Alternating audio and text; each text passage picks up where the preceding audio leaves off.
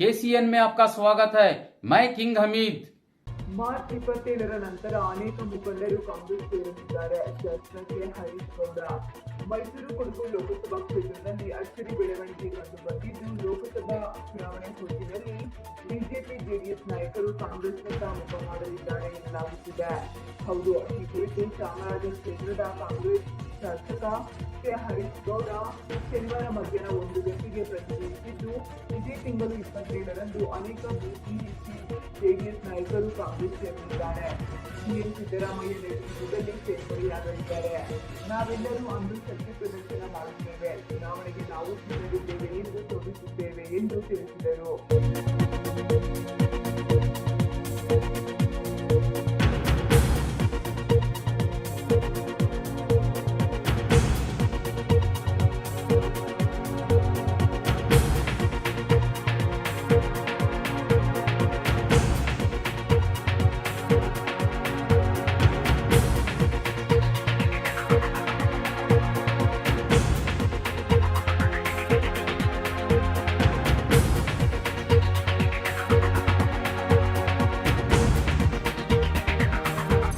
ಚಾಮರಾಜನಗರ ಲೋಕಸಭಾ ಕ್ಷೇತ್ರದಿಂದ ಕೆಆರ್ಎಸ್ ಪಕ್ಷದಿಂದ ಅಭ್ಯರ್ಥಿಯಾಗಿ ಕಂದಹಳ್ಳಿ ಮಹೇಶ್ ಸ್ಪರ್ಧೆ ಮಾಡುತ್ತಾರೆ ಎಂದು ಕೆಆರ್ಎಸ್ ಪಕ್ಷದ ರಾಜ್ಯ ಸಂಘಟನಾ ಕಾರ್ಯದರ್ಶಿ ಎಂ ರವಿಕುಮಾರ್ ಹೇಳಿದ್ದಾರೆ. ನಂಜನಗೂಡು ನಗರದಲ್ಲಿ ಕೆಆರ್ಎಸ್ ಪಕ್ಷದಿಂದ ಇಂದು ಶನಿವಾರ ಮಧ್ಯಾಹ್ನ 2 ಗಂಟೆಯ ಸಮಯದಲ್ಲಿ ಸುದ್ದಿಗೋಷ್ಠಿ ನಡೆಸಿ ಮಾತನಾಡಿದ ಅವರು, ಪ್ರಜಾಪ್ರಭುತ್ವದ ವ್ಯವಸ್ಥೆಯಲ್ಲಿ ಸಂವಿಧಾನದ ಆಶಯಗಳ ಮೂಲಕ ಪ್ರಜೆಗಳು ಪ್ರಜಾಪ್ರಭುತ್ವದಲ್ಲಿ ನಾಯಕರಾಗಿ ಇರಬೇಕು ಎನ್ನುವ ನಿಟ್ಟಿನಲ್ಲಿ ಜನಸಾಮಾನ್ಯರು ಮತ್ತು ಸಂಪತ್ತು ಉಳ್ಳವರ ಹೋರಾಟದಲ್ಲಿ ಜನಸಾಮಾನ್ಯರನ್ನ ಚುನಾವಣೆಗೆ ಆಯ್ಕೆ ಮಾಡಬೇಕು ಎನ್ನುವ ಉದ್ದೇಶದಿಂದ ಕಂದಹಳ್ಳಿ ಮಹೇಶ್ ಅವರನ್ನ ಚಾಮರಾಜನಗರ ಲೋಕಸಭಾ ಕ್ಷೇತ್ರದಲ್ಲಿ ನಡೆಯುವ ಚುನಾವಣೆಗೆ ಅಭ್ಯರ್ಥಿಯಾಗಿ ಕಣಕ್ಕೆ ಇಳಿಸುತ್ತಿದ್ದೇವೆ. ಕಂದಹಳ್ಳಿ ಮಹೇಶ್ ಅವರು ಬಡ ಕುಟುಂಬದಿಂದ ಬೆಳೆದು ಬಂದಿದ್ದಾರೆ. ವಿದ್ಯೆದ ಜೊತೆಗೆ ವಿವೇಕ ಇರುವವರನ್ನ, ತಿಳುವಳಿಕೆ ಉಳ್ಳವರನ್ನ ಆಯ್ಕೆ ಮಾಡಬೇಕಾಗಿದೆ. ಒಕ್ಕೂಟದ ವ್ಯವಸ್ಥೆಯಲ್ಲಿ ಕರ್ನಾಟಕಕ್ಕೆ ಆಗುವ ಅನ್ಯಾಯವನ್ನ ಹಾಗೂ ನಮ್ಮ ರಾಜ್ಯದ ಪಾಲನ್ನು ಹಕ್ಕನ್ನು ಕೇಳಬೇಕು. ನಾಡಿನ ಗಡಿ ವಿಚಾರದಲ್ಲಿ ಭ್ರಷ್ಟಾಚಾರ, ಶೋಷಣೆ, ದಬ್ಬಾಳಿಕೆಯ ವಿರುದ್ಧ ಹೋರಾಟವನ್ನ ಮಾಡುವವರನ್ನ ಆಯ್ಕೆ ಮಾಡಬೇಕಾಗಿದೆ. ಅನ್ಯಾಯದ ವಿರುದ್ಧ ಲೋಕಸಭೆಯಲ್ಲಿ ಗರ್ಜನೆ ಮಾಡಬೇಕಾಗಿದೆ. ಪ್ರಾದೇಶಿಕ ಪಕ್ಷವಾದ ಕೆಆರ್ಎಸ್ ಪಕ್ಷದಿಂದ ರಾಜ್ಯಾದ್ಯಂತ 28 ಲೋಕಸಭಾ ಕ್ಷೇತ್ರಗಳಲ್ಲಿಯೂ ಕೂಡ ಅಭ್ಯರ್ಥಿಗಳನ್ನ ಕಣಕ್ಕೆ ಇಳಿಸುತ್ತಿದ್ದೇವೆ. ರಾಜಪ್ರಭುತ್ವ ಮತ್ತು ಪ್ರಜಾಪ್ರಭುತ್ವ ನಡುವಿನ ವ್ಯತ್ಯಾಸದಲ್ಲಿ ಬಹುಸಂಖ್ಯಾತರಾದ ಸಾಮಾನ್ಯರನ್ನ ಪ್ರಜೆಗಳು ಆಯ್ಕೆ ಮಾಡಬೇಕು. ಇವತ್ತು ಮಂತ್ರಿಗಳು ರಾಜ ಕುಟುಂಬದವರು ರಾಜಕಾರಣಕ್ಕೆ ಬರುತ್ತಿದ್ದಾರೆ. ಜನಸಾಮಾನ್ಯರು ರಾಜಕಾರಣಕ್ಕೆ ಬರಬೇಕು. ಅವರು ನಾಯಕರಾಗಬೇಕು. ಜನಸಾಮಾನ್ಯರು ತಮ್ಮ ಹಕ್ಕುಗಳನ್ನು ಪಡೆದುಕೊಳ್ಳಲು ಜನಸಾಮಾನ್ಯರನ್ನೇ ಆಯ್ಕೆ ಮಾಡಿಕೊಳ್ಳಬೇಕು. ಜನರು ಬದಲಾವಣೆ ಬಯಸಬೇಕು ಎಂದು ಹೇಳಿದ್ದಾರೆ.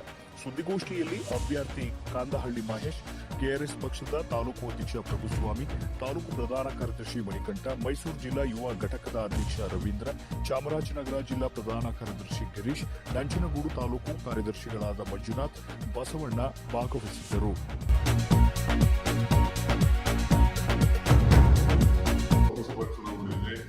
ಕೆಆರ್ಎಸ್ ಪಕ್ಷದಿಂದ ಅಧಿಕೃತವಾಗಿ ಕಂದಹಳ್ಳಿ ಮಹೇಶ್ ಅವರನ್ನ ಸಂದರ್ಶನದ ಮೂಲಕ ಆಯ್ಕೆ ಮಾಡಲಾಗಿದೆ. ನಾನು ರವಿಕುಮಾರ್ ಅಂತ ಹೇಳಿ ರಾಜ್ಯ ಸಂಘಟನಾ ಕಾರ್ಯದರ್ಶಿ, ಕೆಆರ್ಎಸ್ ಪಕ್ಷ. ನನ್ನ ಬಲಭಾಗದಲ್ಲಿರುವಂತಹ ತಾಲೂಕು ಘಟಕದ ಅಧ್ಯಕ್ಷರಾದಂತಹ ಪ್ರಭುಸ್ವಾಮಿ, ನನ್ನ ಎಡಭಾಗದಲ್ಲಿರುವಂತಹ ಕಂದಹಳ್ಳಿ ಮಹೇಶ್ ಅಂತೇಳಿ ಲೋಕಸಭಾ ಚುನಾವಣೆಗೆ ಸ್ಪರ್ಧೆ ಮಾಡಿರುವ ಅಭ್ಯರ್ಥಿ. ವಿಚಾರ ಇಷ್ಟೇ, ನೀನು ಪ್ರಜಾಪ್ರಭುತ್ವದ ಆಶಯಗಳಿಗೆ ಮತ್ತು ಸಂವಿಧಾನದ ಆಶಯಗಳ ಮುಖಾಂತರ ಪ್ರಜೆಗಳು ಈ ಪ್ರಜಾಪ್ರಭುತ್ವದಲ್ಲಿ ನಾಯಕರಾಗಿ ಬರಬೇಕು ಅನ್ನೋ ನಿಟ್ಟಿನಲ್ಲಿ ಮದುವೆಯಾಗುವಂತೆ ಒತ್ತಾಯಿಸುತ್ತಿದ್ದ ಪ್ರೇಯಸಿಯ ಕೊಂದ ಪ್ರಕರಣ ಸಾಬೀತು, ಆರೋಪಿಗೆ ಜೀವಾವಧಿ ಶಿಕ್ಷೆ. ಮದುವೆಯಾಗುವಂತೆ ಒತ್ತಾಯಿಸುತ್ತಿದ್ದ ಪ್ರೇಯಸಿಯ ಉಸಿರುಗಟ್ಟಿಸಿ ಕೊಲೆಗೈದ ಆರೋಪ ಸಾಬೀತಾದ ಹಿನ್ನೆಲೆ ಆರೋಪಿಗೆ ಮೈಸೂರು ಜಿಲ್ಲಾ ನ್ಯಾಯಾಲಯ ಜೀವಾವಧಿ ಶಿಕ್ಷೆ ಹಾಗೂ 10,000 ದಂಡ ವಿಧಿಸಿ ತೀರ್ಪು ನೀಡಿದೆ. ನಂಜನಗೂಡು ತಾಲೂಕಿನ ಹುಲ್ಲಹಳ್ಳಿ ಹೋಬಳಿಯ ಹಾಡ್ಯ ಗ್ರಾಮದ ನಾಗೇಶ್ ಶಿಕ್ಷೆಗೆ ಒಳಗಾದ ವ್ಯಕ್ತಿಯಾಗಿದ್ದಾನೆ. ಇಂದು ಶನಿವಾರ ಮಧ್ಯಾಹ್ನ 1 ಗಂಟೆಯ ಸಮಯದಲ್ಲಿ ಹುಲ್ಲಹಳ್ಳಿ ಪೊಲೀಸರು ಈ ಬಗ್ಗೆ ಮಾಹಿತಿಯನ್ನ ನೀಡಿದ್ದಾರೆ.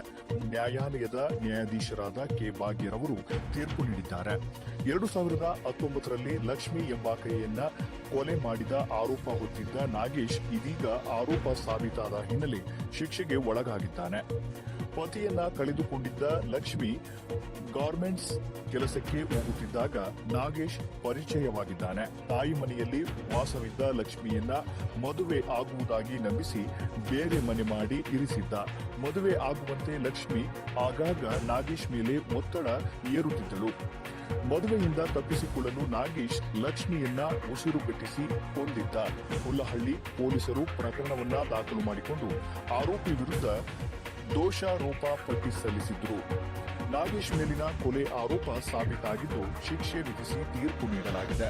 ಸರ್ಕಾರದ ಪರ ಸರ್ಕಾರಿ ಅಭಿಯೋಜಕರಾದ ಟಿಎಚ್ ಲೋಲಾಕ್ಷಿ ವಾದವನ್ನ ಮಂಡಿಸಿದ್ದಾರೆ.